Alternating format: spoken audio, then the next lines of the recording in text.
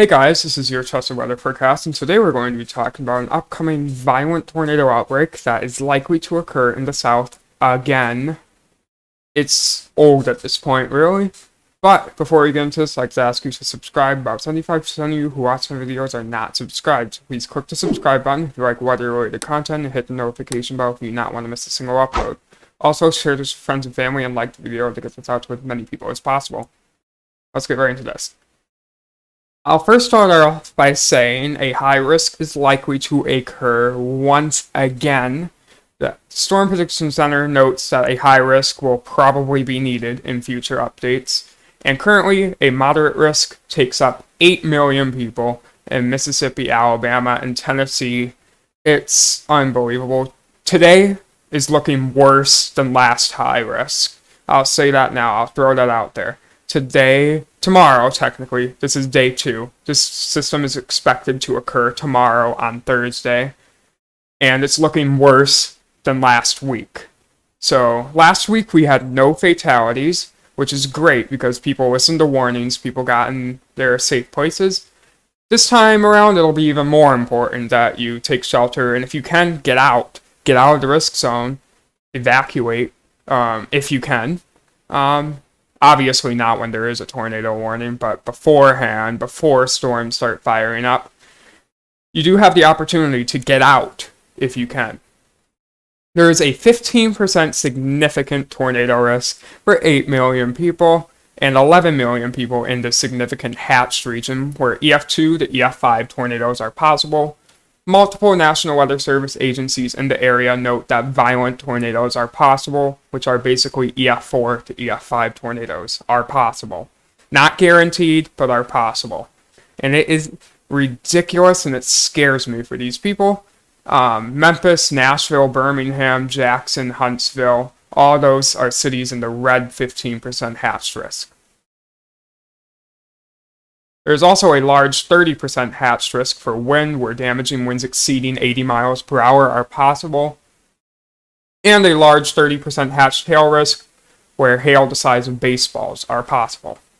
Let's get right into the models. This is the latest HRRR model, and this scares me. I don't think I've seen anything run like this before since I've been making videos. And you can see there are some morning storms, morning convection in the early morning. This should not impact the severe weather threat that much. It could lower it a tad, but otherwise it's really not expected to do much. And these storms could potentially be severe right off the bat in the morning.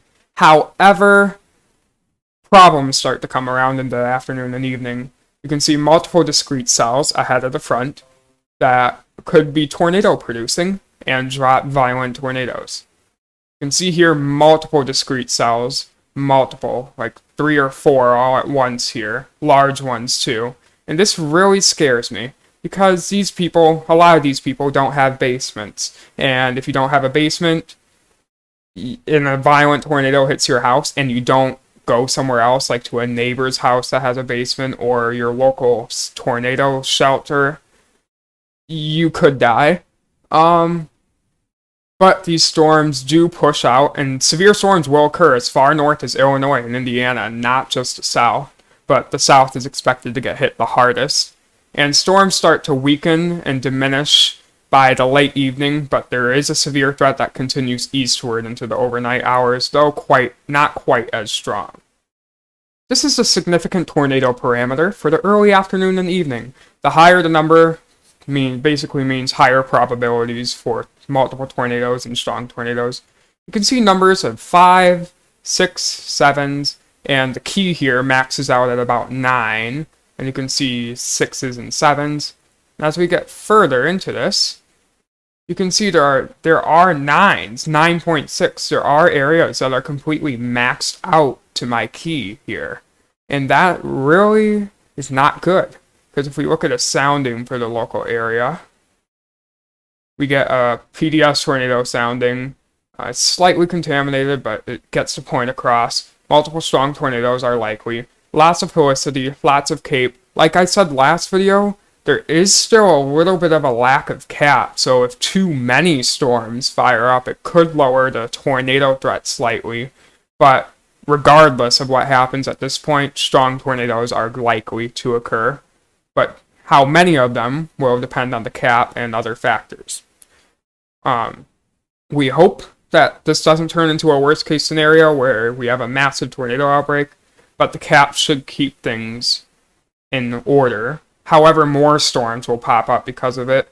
However, if the storms are more close together and overlapping each other, they could cancel each other out and make a lower threat. That's just a weather forecast for this upcoming violent tornado outbreak once again. Make sure to like, subscribe, leave a comment if you want. Goodbye.